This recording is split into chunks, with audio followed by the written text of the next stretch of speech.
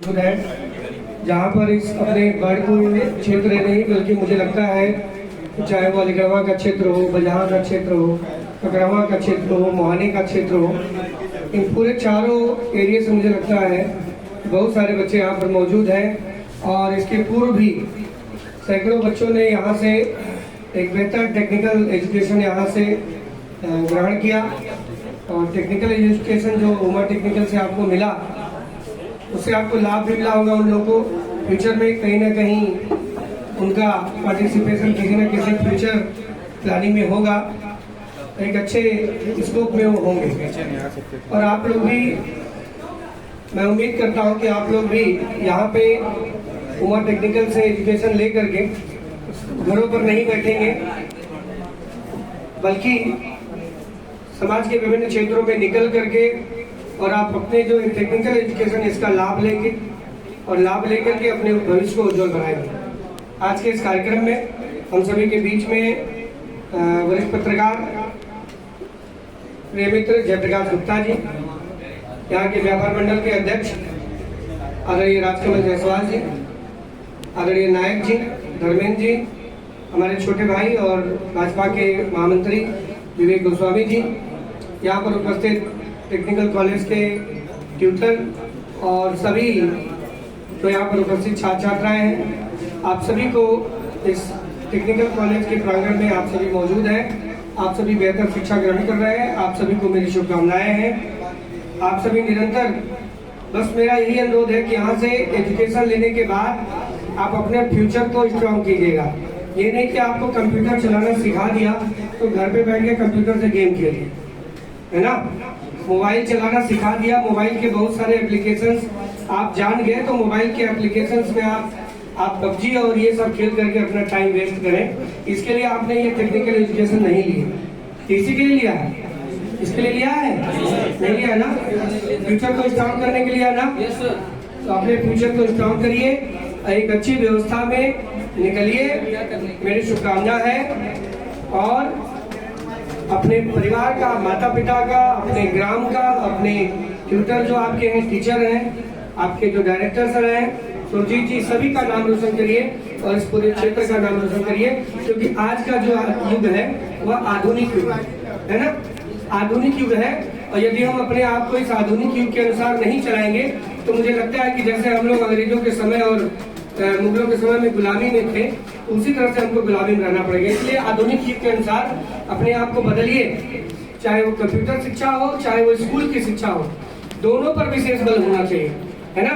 Subject पर भी विशेष ध्यान और कंप्यूटर पर भी विशेष ध्यान। क्योंकि सब्जेक्ट का ध्यान होगा और कंप्यूटर का ज्ञान नहीं होगा तो भी आप आगे नहीं बढ़ पाएंगे। क्योंकि जैसे आप इंटर लेवल से पास आउट होते हैं, नेक्स्ट लेवल पे आप जाते हैं ग्रेजुएशन या पीजी में, कहीं भी जाते हैं, BSc, BCom, B Pharma, D Pharma, कुछ भी करने, तो सब कुछ आपको इंग्लिश टू इंग्लिश ही मिलना है, हिंदी का कोई जवाब नहीं है। और दूसरी चीज अब मतलब जाके हुआ है लगभग 15 भाषाओं में आप एमबीबीएस भी कर सकते हैं, बहुत सारी चीजें हैं, आईआईटी भी कर सकते हैं, हिंदी में भी कर सकते हैं, उर्दू में भी कर सकते हैं, 15 भाषाओं में कर सकते हैं। लेकिन हर जगह आपको कंप्यूटर का ही उपयोग करना है ना। मैं भी यही इंटर कॉलेज से ही पढ़ा, मेरा आदर्श लघु माध्यमिक विद्यालय है। उस समय इंटर तक नहीं चलता था, 2001 में मैंने इंटर पास आउट किया। और उस समय इंटर कॉलेज से जब हम लोगों ने पास आउट किया, जब मैं बीकॉम करने के लिए, सॉरी बीबीए करने के लिए मैं नोएडा गया। जब नोएडा गया तो वहां पर गया तो मैंने देखा कि यहाँ पे तो मैं बहुत पीछे हूँ। यहाँ के जो बच्चे हैं नोएडा के और यहाँ आसपास के, हम लोग जो बर्डपुर सिद्धार्थनगर जो क्षेत्र है, तो निश्चित तौर पे आज हमें भी 50 साल पीछे इन लोगों से 50-40 साल पीछे। वहाँ जाके बड़ा अपने आप को गिल्टी फील होती थी कि सारे लोगों को कंप्यूटर की नॉलेज है। मैं तो एक यहीं पे बगल में चलता था उस समय, एक कंप्यूटर वाले जो थे वो नौगढ़ से आते थे, पढ़ाते थे, अभिषेक, तो मैं उनसे डीसीए का कोर्स किया था। और बचपन से ही मेरी एक आदत थी थोड़ी, तो थोड़ा कंप्यूटर लैपटॉप घर पे रखता था, थोड़ी बहुत नॉलेज मेरे पास थी, तो थोड़ा बहुत आराम मिला। लेकिन जब वहाँ पे मैं प्राप्त करने लगा, प्राप्त का कोर्स, प्रिंसिपल ऑफ मैनेजमेंट का कोर्स जो बीबीए में होता है, बीसीए में, है ना, bachelor of computer application, BCA जो होता है, जब आप उसमें जाएंगे इंटर पास आउट करने के बाद, तो उसमें आपको प्रॉम्प्ट मिलेगा प्रिंसिपल ऑफ मैनेजमेंट।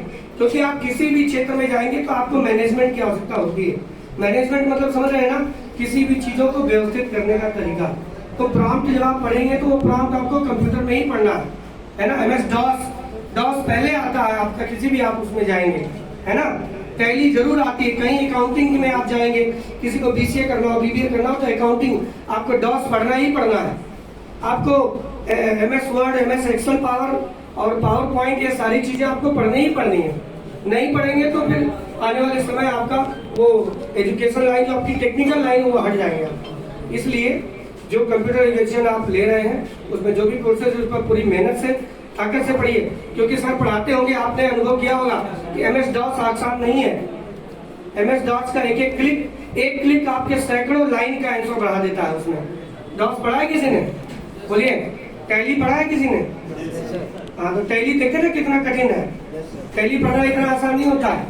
टैली बहुत टफ कोर्स है।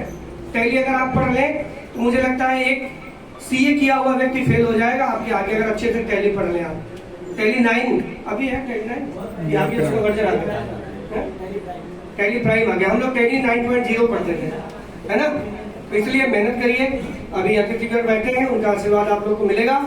मेरा अनुरोध है कि आप लोग भी संस्था से जुड़िए और लोगों को जोड़िए, ताकि इसकी खास